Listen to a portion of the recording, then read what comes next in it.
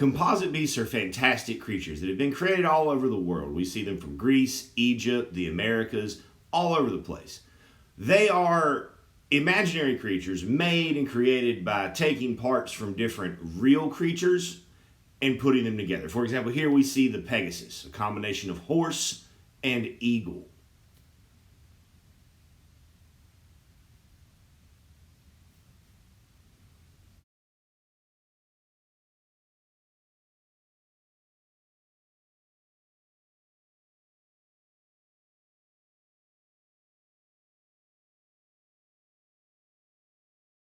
In this sculpture, this bronze casting, we see represented the composite beast known as a chimera.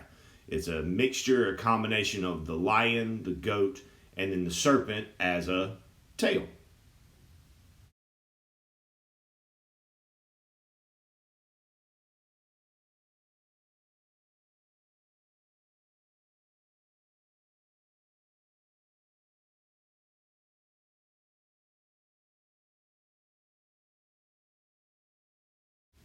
Here we see the Centaur. Now, centaurs have been depicted as both good and evil within Greek stories and Greek mythology, but they're a mixture of a man and horse. One of the most famous centaurs was a centaur named Charon, who was said to have trained the mighty hero and son of Zeus, Hercules.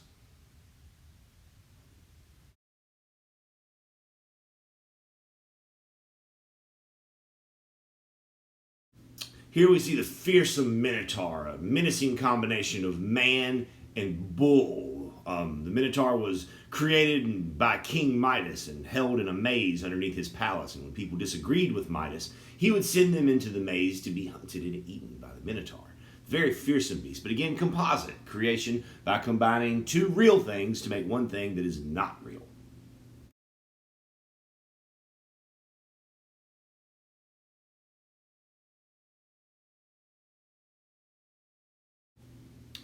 And lastly, we have a Greek depiction of what is called a Nike, or the winged victory. This is where the shoe company got their name from, is from this composite beast, which we see as a combination of a woman with the wings of usually an eagle or a dove, some type of bird. But yeah, totally, the shoe people totally got their name from this Greek composite beast.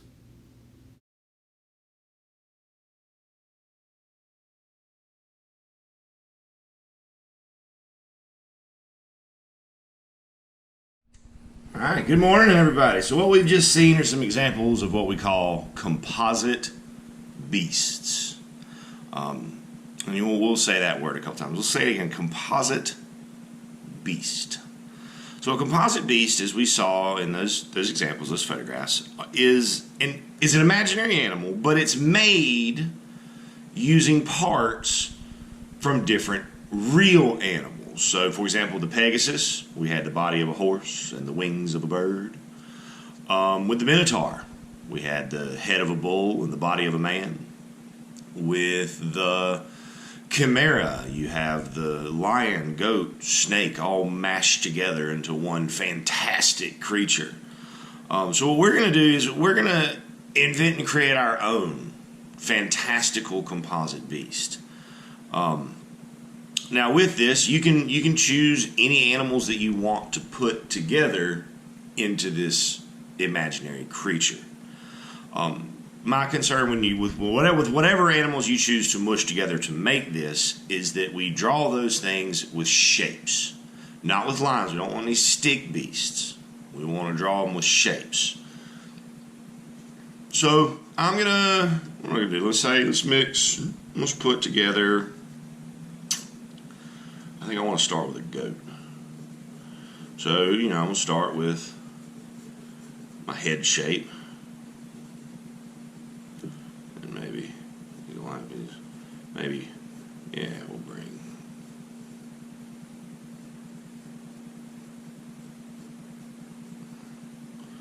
There's my ram's head. And then a scruffy bit. Right there, maybe a little zigzag line to show coming down his chest. But then I think what I'm going to do, and again, this isn't for you to this isn't for you to copy what I'm doing. It's just for you to kind of see how, it could be done. but I'm going to give him some bird legs.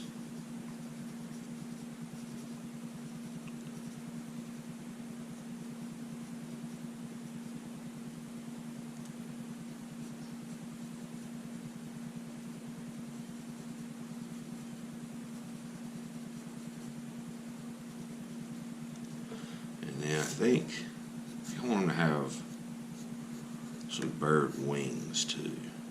Now I'm going to draw two different kinds of wings just so that you guys can see how two different styles can be done. So with the bird's wing, we come up and then out and then back to that bend at what would be kind of like the bird's elbow.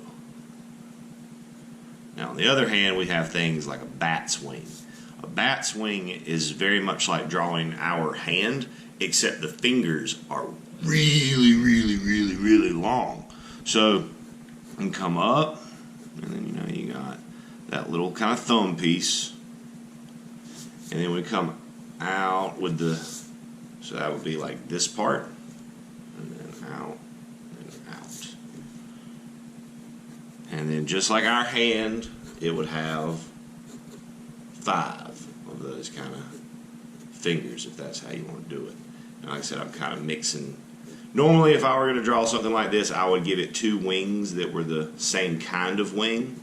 But it's more important for me that you guys kind of maybe see how to do some of this stuff than it is that my drawing look particularly cool to me. And then I'm gonna come down the body. I think I want to put a tail on the back side of this beast.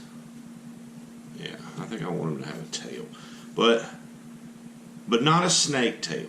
I think I'm going to give him a fish tail.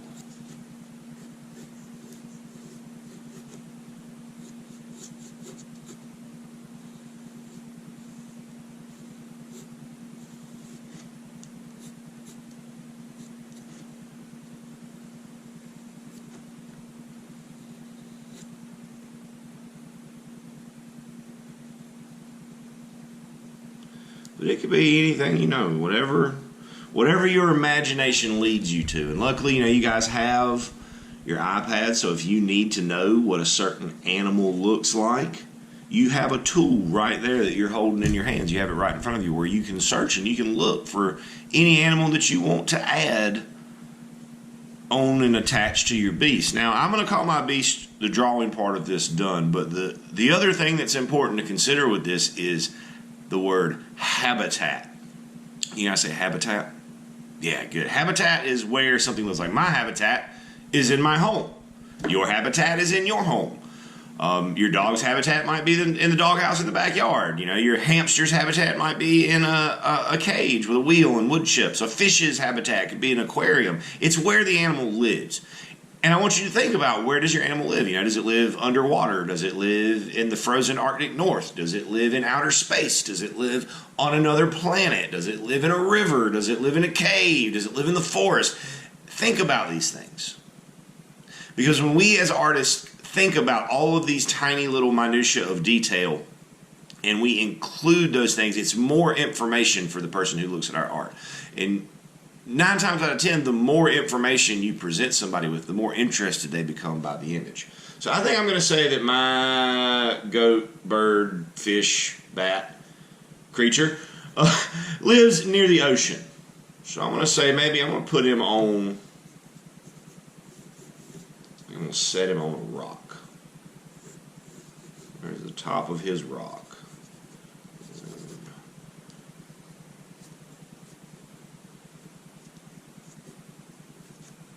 And maybe there's some water around him, crashing up against that rock. Yeah. Yeah, that's going to be okay, I think. It's going to be good. And then don't forget, when we talk about habitats, we want to include that horizon line so that we can see where things are happening. I think maybe there's going to be a little bit of a beach right there. And then maybe there's going to be some cliffs. Raise up from that that coastline.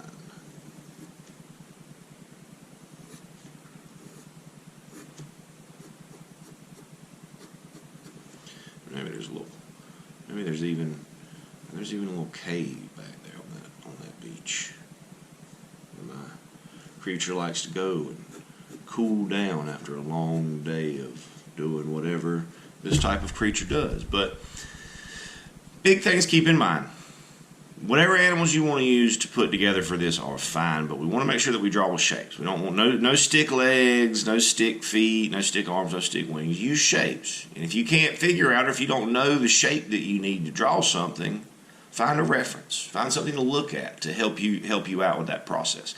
Now, I'm not going to sit here and make you guys sit through watching me color this because we just don't need to do that.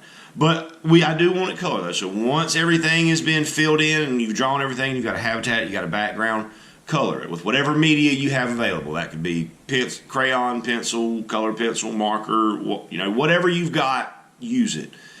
And then let me see it. And until I see you again, my friends, happy arting.